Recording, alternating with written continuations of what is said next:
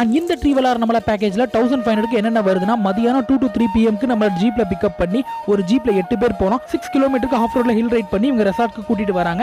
தென் welcome drink கொடுத்த அப்புறம் water ஃபால்ஸ்க்கு trekking கூட்டிட்டு போயிட்டு வந்து நைட்டு டின்னர் வந்து பிரியாணி சப்பாத்தி எல்லாம் கொடுத்து அண்ட் கிளைமேட் பொறுத்து நைட்டு அரணமலா வியூ பாயிண்ட்ஸ்க்கு கூட்டிட்டு போறாங்க.